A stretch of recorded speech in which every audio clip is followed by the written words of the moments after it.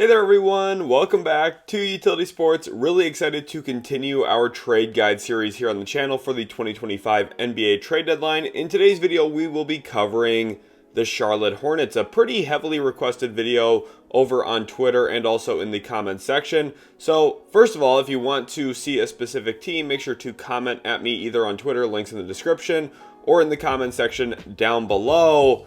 And let's jump into that video preview here right away. We're going to talk about the draft pick situation for the Charlotte Hornets. That's the most important place to start with any single team because it gives us an idea of what assets they have to trade and also maybe the direction of their organization, which Charlotte, I think, is in an interesting spot moving forward. We also look at the tradable players. So in that grouping, we will not talk about LaMelo Ball. The Hornets will not trade LaMelo Ball. We're also not going to include Brandon Miller in that section or Mark Williams just because I think the Hornets do view those three as their core pillars. We're also not going to include Trey Mann in that section either for foreseeable reasons.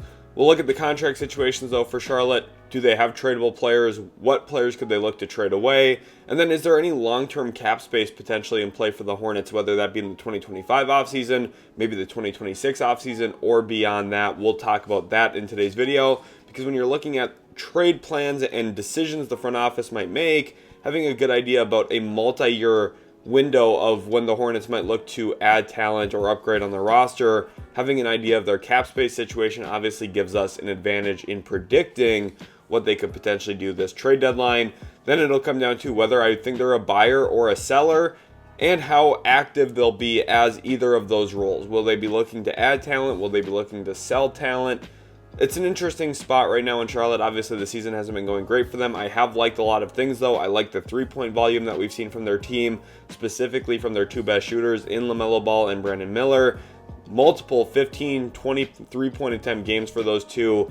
And, you know, it comes with a little bit of criticism from fans and everything, but I think with the way the NBA is being played and the way that you need to be able to shoot and hit threes to win games, I really like the volume that I've been seeing from Charles Lee's Hornets when it comes to shooting the three ball, especially with their best players having the rock and shooting those high volume amount of threes. And then Hornets fans, what I want you to do right now is comment Buzz City down below. It lets me know that you're excited for this video. Also, don't forget to subscribe, leave a like as well. Really appreciate you guys. Let's get into that draft pick situation. So the Hornets do happen to owe their 2025 first round pick to San Antonio. This pick has been traded multiple times. But really important caveat here. It is lottery protected and it defers into 2 second-round picks after this draft cycle. So the Hornets will essentially be keeping that pick unless something crazy happens on the stretch of the season. They somehow find a way to make the playoffs, which I don't expect. The Hornets will hold on to their pick, which is really great news for the Charlotte Hornets. It's a very strong 2025 draft class coming up. Make sure to go check out one of my mock drafts on the channel if you want to learn more about that. But the Hornets are in a very good spot to add more young talent to their roster. They also own all of their other first-round picks moving forward. So 2026, 2027, 2028, 2029, 2030, 2031. They have access to all of those first-round picks, which is a very good place for Charlotte to be, given the strength of their team right now and the fact that they just aren't winning very many games. Having control of their own draft picks is a great starting point. We're also going to talk about 2 other picks that they got from last year, making trades throughout the season. Remember, they traded Terry Rozier to Miami. As a result, they now own Miami's 2027 first-round pick, which with the Jimmy Butler saga and how things have been going there in Miami, I think this is another important nugget here. It is lottery protected in 2027, but becomes completely unprotected in 2028. Now, the Heat and Pat Riley usually do a good job retooling, finding ways to win games all the time with Eric Spoelstra, who's one of the best head coaches in the NBA. So with that in mind, you know, Miami is just flat out a very good, well-run organization. So I don't expect this pick to be the most valuable asset in the world for the Charlotte Hornets, but it's still an asset nonetheless. And then they also own Dallas's 2027 first-round pick, which is top 2 protected. Now, it doesn't have an unprotection the following year. It actually would convey into a second-round pick if it stays in the top 2, but given Dallas's strength of their roster, they're probably not going to have a top 2 pick. The odds of that are just very, very slim. So Charlotte has not only all of their own draft picks, but they actually have a pick advantage here, owning 2 extra first-round picks in 2027, which gives them added trade flexibility, added draft versatility and flexibility moving forward as well. So the Hornets, I think, from a draft pick perspective, are in a really good spot actually moving forward, especially given the fact that they have, maybe a 1B-ish type player in LaMelo Ball and maybe a 2B, 2A maybe. We'll see how his career develops in Brandon Miller. They have some really good young talent. They just need to continue implementing more and more talent. When we get to this next graphic, you're going to understand why. Look at their contract table. This is not an attractive collection of players, in my opinion. And this kind of points to the reason why the Hornets are not very good. Not only were they playing Taj Gibson heavy minutes at center this season because of injuries and Mark Williams being out. Nick Richards, I think, he's a player who I see fan bases throwing around as, oh, let's go get Nick Richards. He's athletic. He can dunk. He shoots at the rim, right? He kind of looks like a prototypical big man. He is not someone who I would trade for. Even though he's on a small contract, 2 years, $10 million, non-guaranteed the final year. It's only partially guaranteed, I believe. Even though Nick Richards, people are going to be attracted to him as a trade candidate, trade target, his help defense IQ is just not good enough to be a real playoff contributor, in my opinion. So I would not trade for Nick Richards myself, and I think, given the injuries the Hornets have sustained throughout the year, and honestly the center play specifically being one of the main reasons why the Hornets aren't very good, I think Nick Richards should not be a valuable trade candidate, but if the Hornets can trade him, they definitely should. Miles Bridges, 3 years, $75 million. The best thing about this contract is it's descending. It's about 19% of the cap this year. In 2 years, when he's going into the final year of his deal, it will only be about 11% of the cap based on the current salary cap projections we have moving forward and where the NBA product is at as a whole. Miles Bridges is a lot closer to a 10% of the cap player than he is a 20% cap of the player. And I think because of that, there's not really going to be a trade market for him this season, just given the salary he's on. But moving forward, as the contract diminishes a little bit, goes from about 27 million down to about 21 million, while the cap is equivalently growing, Miles Bridges becomes a lot easier to trade. So I don't think he'll get traded this year. I could see maybe a team like Phoenix would look into it if they could find a way to get that deal done. Although given Phoenix's, kind of issues with the apron and some of their restrictions, I just don't see a trade really able to materialize here. Grant Williams, 3 years, $41 million. Essentially the same contract as Josh Green. The money is a little different by year, but it tallies out to about the same contract. 3 years, $41 million. And both of them are tradable players. Grant Williams obviously injured this year. The Hornets got a disabled player exception. We'll talk about that later and what they could potentially look to do with that. But Grant Williams is a guy who I think could make some sense for teams to offload if Charlotte's looking to make something happen. Grant Williams is an 8th, 9th guy in a rotation, honestly. Maybe 7th guy for some teams, but I think, part of the issue with that he experienced in Dallas and then has also experienced in Charlotte is he's kind of being overcast as a starter. He's not a starting caliber forward in the NBA. He's a okay bench player. He's a solid bench player. He's a rotation piece for sure. And I think, obviously given his injury, we hope he comes back healthy and everything. And I think Josh Green kind of fits in that same boat. He's a rotation player. He's not a starter. And that's another issue Dallas ran into. I think that's an issue Charlotte's been running into a little bit. When your forwards aren't good enough to be starting level forwards, you're going to be at a pretty big talent deficit night in, night out when you're facing some of the better teams around the NBA. And I think, Josh Green, Grant Williams, both solid NBA players, not solid NBA starters. And I think this is an area where Charlotte, again, going forward in the draft, Tidjane Salaün, I didn't like in his draft that much. I had him ranked 20th in a class that everyone else deemed pretty weak. I thought it was pretty solid.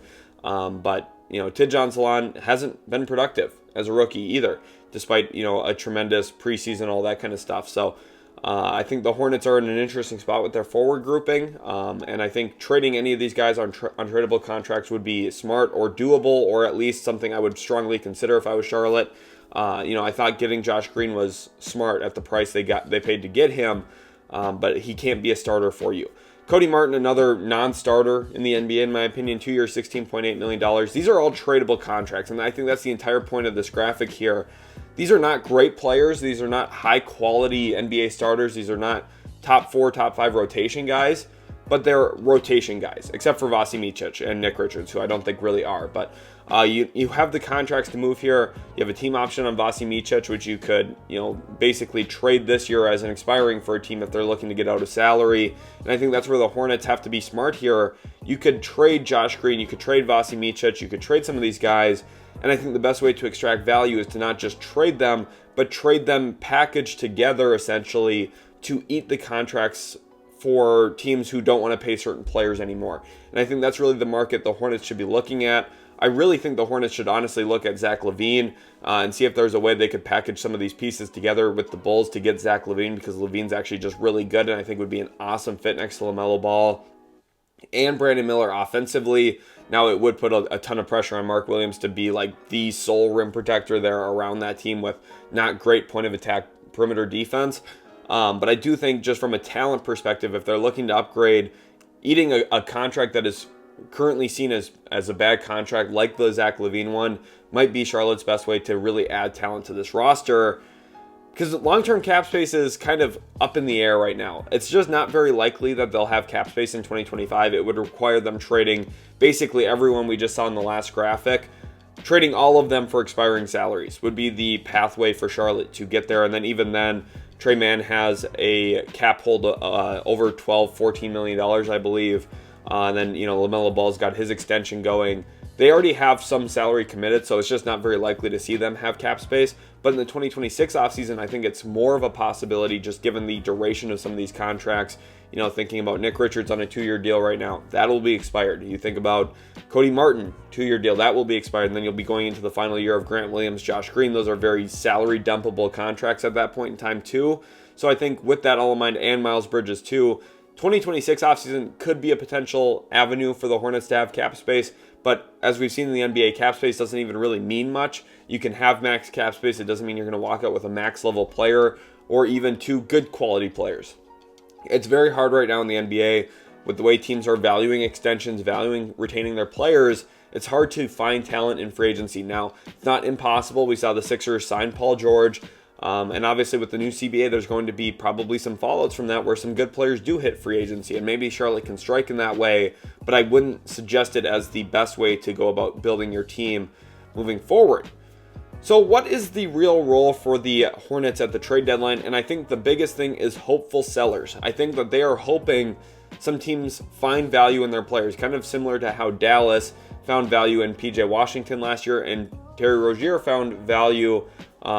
found valuable by the Miami Heat. Now, I don't think that Rozier trade worked out very well, and the PJ Washington worked out for Dallas way better than I thought it would have. I'm still not a huge believer in PJ Washington. He's had a 3-point renaissance for his career, which doesn't make any sense, by the way, but it's what's happened. So that's a testament to Dallas. PJ Washington was terrible at shooting basically all of last year, even on Dallas, in the playoffs as well, except for against Oklahoma City, which is when they really needed him, and he stepped up for them. So props to the Mavericks for that. But I think for Charlotte specifically, they hope someone finds value in Miles Bridges. They hope someone wants Josh Green to be, an 8th, 9th guy into their rotation, which, again, I don't think it's super likely we see some of those trades this year. But I think the Hornets internally have that hopeful seller tag, and they're hoping to move off of some of their players. I just really don't like the Miles Bridges contract too much. At least it's descending, so it gets better. It's not the worst contract in the league by any stretch, but I do think there's ways for this team to improve long-term if they are able to get off of Miles Bridges in whatever sense that may be. And then for that $6.5 million disabled player exception that they got from Grant Williams getting injured, there's a lot of caveats and nuance there. They have to get players who are in the final year of their deal, and a player who I think would be an interesting grab, at least for the Hornets. Again, this is not a starting caliber forward, but he's a young forward who I think could carve out a role in the league.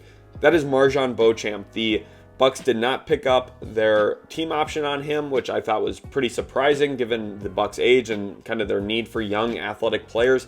That's what Beauchamp is. He's a young athlete, defensive-minded a bit, but can score the ball in transition. He's an advantage play finisher. And I think around LaMelo Ball, Brandon Miller, a player like MarJon Beauchamp could maybe find a way to stick in the NBA and maybe even become an impactful role player for them. So MarJon Beauchamp's a name I like a lot for Charlotte to maybe explore. They have that $6.5 million exception. I would like to see them use it for an expiring player, get the bird rights on them, and then retain them moving forward. I think that's the smartest way to operate for Charlotte. If they're going to do any buying this year, it should be buying on a young player who's been kind of outcast in a role.